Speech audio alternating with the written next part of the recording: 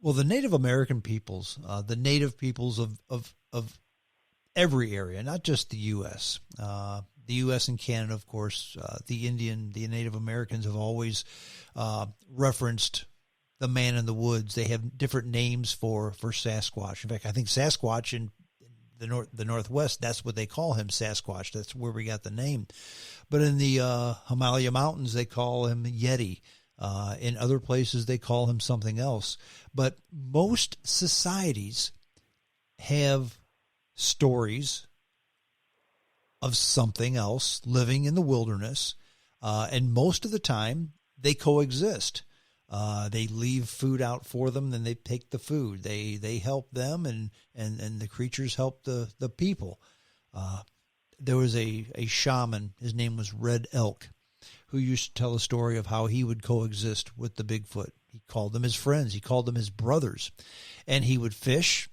And he said he was salmon fishing one time, and he looked around, and there was a Bigfoot standing right behind him. So he took 2 of his fish out of his basket. He set them down. The Bigfoot took them and left. He continued to camp there. The next day, there was half of a deer carcass sitting next to his tent. So the Bigfoot had returned returned the favor. Right. So this is not out of the ordinary. It's not like this. You're the first person who stumbled upon this. These stories have been going down for generations and generations with virtually all the native peoples of all the continents. So I don't think it's a coincidence. No, absolutely not. I've since the first time that happened in 1982. I mean, I've continued to spend a lot of time in the woods, hunting, fishing, outdoors. Always looked around and wondered, and I even thought about trying to set up some trail cameras in the area that we hunt and leave some kind of a food source, leave something out as a bait. But obviously, that has never proven to work too good for anybody else, because it's intelligent enough to know that there's something different in its environment and to stay away from it. It may, it may be smart enough that it probably doesn't know that it's a camera, but it knows that it's something it doesn't want to be by, or it doesn't belong there, and they don't approach it. I don't know. I'm bound and determined in that area, Reynolds County, where we hunt at. My sons and I actually have the opportunity to probably purchase about 10 acres very close to, directly across the road from the area that we hunt. And hopefully I will be able to spend more time down there and maybe get some further evidence of something going on. Now, is this the same area where where the family friend currently owns the property and you hunt on it? Correct. It's directly across the road. There's a property that's for sale, and the gentleman that owns that property is going to more than likely purchase the property across the road as soon as this virus thing. They were like right in the beginning stages of working out the details when this virus thing started up. So all that kind of got put on hold for a little while. So I'd say in the next 2 months, there should be some kind of final plans about the purchase of the land, and then we're going to go down and we're going to actually purchase 10 acres of that property ourselves. So we have our own place. We can go put a camper down there, maybe build some kind of a cabin, just something to hunt in when we go down there, just a place to stay. Mm-hmm. Right, somewhere to sleep at night or whatever. Just we got our own spot down there to hunt out of. So, and hopefully I get to spend more time down there, and I can maybe come up with some better photographs or some better evidence, and see what happens. And I will keep you posted on all of it. I appreciate that. I appreciate that. Yeah, it's a fascinating story, Phil. I do thank you for sharing it with us. Again, you're not alone with these stories in Reynolds County or in other isolated areas of Missouri or other parts of the country as well. This is a phenomenon that I dare I say that if it is a creature, if it is a Bigfoot, if it is a Sasquatch, as our population continues to grow and its habitat continues to shrink, my belief is that this is some type of species that is almost extinct. And who knows how long they'll still be around as we continue to encroach upon the wilderness areas of the country. Right. Missouri has one of the largest densest forest areas still of any state in our country at this point right now. A lot of conservation land and a lot of large plots of privately owned land that are not developed. So there is plenty of place. Again, like I said before, if I wanted to go disappear into the woods and not be found by anybody, I could go out there and survive for years and nobody'd even know I was out there. So I don't think it's very far-fetched to think that something, if it's intelligent enough, there's been sightings for hundreds of years, couldn't still exist out there. If it didn't want to be seen, then it's not going to be seen. Well, and and I think that if they have the reason no bodies have been found, if one of them dies, I believe that they do something to hide the body for a reason. I think they're smart enough to figure that out. Well, I'm of the same belief. I think that people have said, well, we never see a dead body laying around. Well, you never see the dead body of a person laying around either, because we bury our dead. Who's to say they don't bury their dead as well? And I mean, if something did pass away, die in the woods of natural causes or an accident or whatever, I've seen it doesn't take very long for a body to decompose, for the flesh to be gone off the bones of any animal or person. I think a human body within 7 days is nothing. Most of it's already gone. There's flies get on it immediately, parasites and everything else that immediately start to consume the body. That's not if there's not any wild predators around to eat the flesh off of it. Sure. They don't last very long. So, especially in wild areas where there's predators and scavengers and everything else that want to come. They smell that for miles around. So either one, they bury their dead, or they're consumed by the wildlife. That's why nothing's been, positively been found or ID'd. So I think it's the first of the two. I think they're intelligent enough that they may have some kind of emotional feelings where they don't just dismiss it. They do something. They bury the body.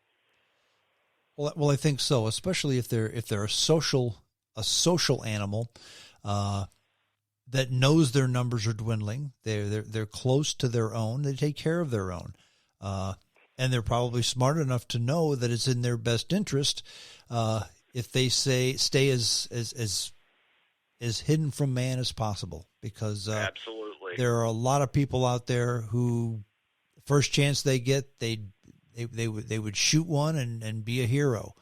I would just tell that. Yeah, I think that could go both ways. Yeah. Well, yeah, I would tell that person to be very cautious, because how close are they to being human? If they're close enough to being right. human, sure, you've got yourself a trophy, but it could also be called murder. Right. The reason I drew my handgun that evening because I was terrified, and I was carrying not a large caliber, just a 9mm handgun with 7 rounds in it, but I almost fired a shot in return, was going to maybe fire a shot into the river as a warning, don't come over here. Then I thought, what if this is somebody playing an elaborate hoax on me? But there's just there was no way. The silence that came over the woods, the overwhelming feeling that I had that I had a distinct feeling that I was supposed to leave. I was not supposed to be there. And you were being persuaded to leave as well, and you took whoever it was advice.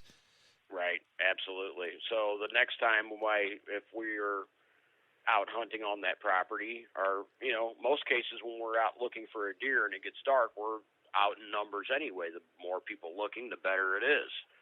But I don't know that I will take that trek back to the truck by myself again. Not just for my safety, but so that if one of my son's experiences sees the same thing, they 100% believe me, but I would like one of them to experience what I experienced and see what I saw. So, they're both convinced that something's down there anyway. The whistling, the silence that happens down there at some points in time, there was another one of the other evenings that we spent down there after that trip. We were out in the yard by the fire pit having a couple drinks one evening. It was maybe 9 o'clock or so, and I kept walking down to the riverbank with my flashlight and looking around, and I had actually thought I seen something cross the river, but it was so dark that I didn't, I couldn't get a good make. It could have been a deer. It could have been anything else, but yeah, there's something down there, and hopefully I can get some further evidence and something to prove it. So. Well, the more time you spend, the better chance you have of seeing something.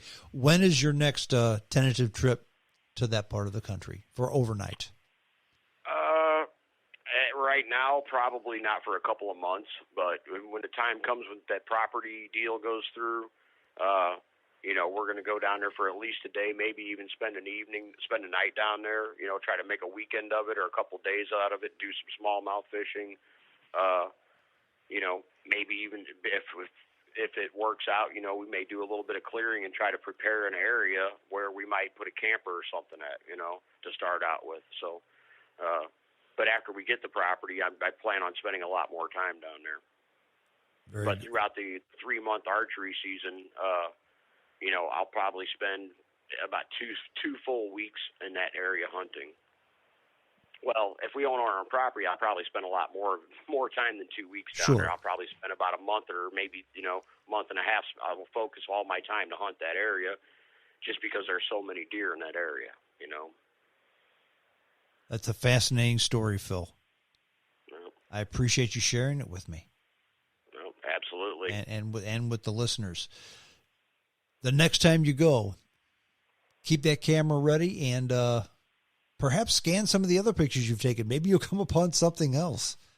Right. I actually have. I've gone back to the last couple of years that we've gone down there to hunt, and I've gone back since I discovered that photograph. I've gone back to every picture that I've taken on that land, but I haven't seen anything else in any of the other pictures. Just that one particular picture, and that was just a few hours before the rock got thrown at me that night, and it came from that general area where that thing was standing was about where that rock came from that evening, was somewhere right about in that same area. So whatever it was didn't go too far. It was hanging around just to probably see us off, I'm sure. And that's exactly what happened. It was time for us to go. He wanted his space back. And he got it. Phil, right. Thank you for sharing with me. Thank you for sharing with the listeners. We appreciate it. Happy hunting the next time you go down there, and stay safe. You betcha. You bet. That's Phil, folks. Eyewitness account of a real live Bigfoot. That's all. We're done. Thank you for tuning in. We appreciate it. The best way to get the show, of course, send me an email, jamesstrongshow@hotmail.com. That's the email address. Send your email address to me, jamesstrongshow@hotmail.com. I will go ahead and send you a link to the next podcast upon publication, and then you can download it and listen to it at your leisure. You can also get the James Strong Show on iTunes, iHeartRadio, Player FM, Facebook, Twitter, TuneIn, Radio Online, the podcast app, YouTube, Spotify, Google Podcasts, Castbox, SoundCloud, Deezer, and Spreaker.com. Until next time, this is James Strong saying adios.